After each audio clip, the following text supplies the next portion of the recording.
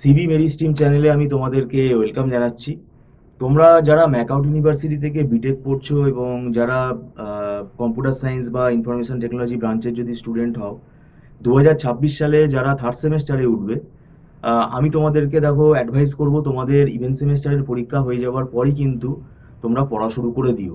আর এবারে জুলাই মাসটা তোমরা কিছুটা সময় পাবে এবং আমি বলবো জুলাই মাস থেকেই পড়া শুরু করে দিও। কেননা দেখো, আমাদের যেহেতু অড সেমেস্টারের পরীক্ষা আগে ডিসেম্বরে হতো, তো ডিসেম্বরটা আমরা আশা করছি ডিসেম্বরে হয়তো আমাদের অড সেমেস্টারের পরীক্ষা হতে পারে, সেটা তোমরা পরবর্তীকালে কলেজ থেকে জানতে পেরে যাবে।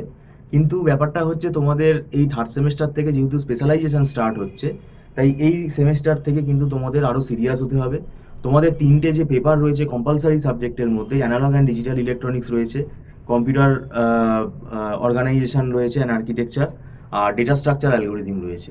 তো ব্যাপারটা হচ্ছে ডেটা স্ট্রাকচারে তো দেখো প্রায় 30-32টা মতো অ্যাভারেজে অ্যালগোরিদিম রয়েছে, সেগুলো আমাদেরকে করতেই হবে কম্পালসারি। এবং সেই অ্যালগোরিদিমের ওপর নিউমেরিক্যাল আছে। তারপরে অ্যানালগ অ্যান্ড ডিজিটাল ইলেকট্রনিক্সের মধ্যে, এই সাবজেক্টটার মধ্যে দেখো দুটো সাবজেক্ট আছে, কিন্তু ডিজিটাল ইলেকট্রনিক্সটা এটা আমাদের বেশি মানে ম্যাক্সিমাম রয়েছে, প্রায় 80-90% আমাদের ডিজিটাল ইলেকট্রনিক্সেরই সিলেবাসটা রয়েছে।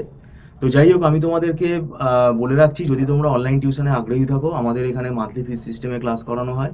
এটা অ্যাডভান্স পেমেন্ট করে ক্লাস করতে হয় এবং এটা নট রিফান্ডেবল। আর আমাদের এখানে একদম ছোট ছোট ব্যাচেই আমরা পড়াই। আর দীর্ঘদিন ধরে আমরা এই বিটেক পড়াচ্ছি, প্রায় 9-10 বছর হয়ে গেল।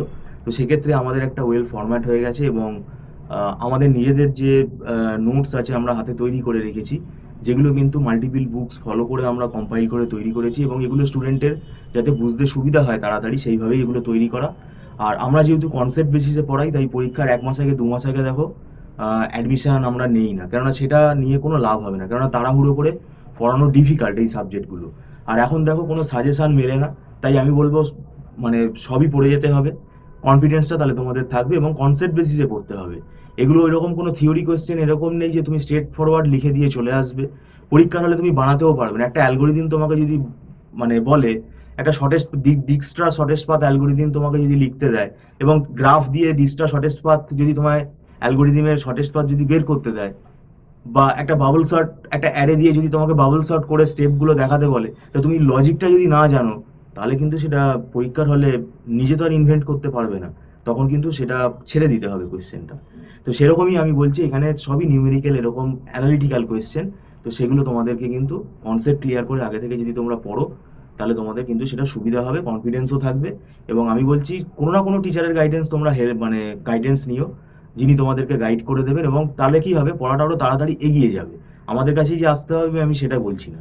তো যাই হোক, তোমরা যদি আগ্রহী থাকো, তাহলে স্ক্রিনে ফোন নাম্বারে আমাদের সাথে যোগাযোগ করতে পারো। Thank you so much.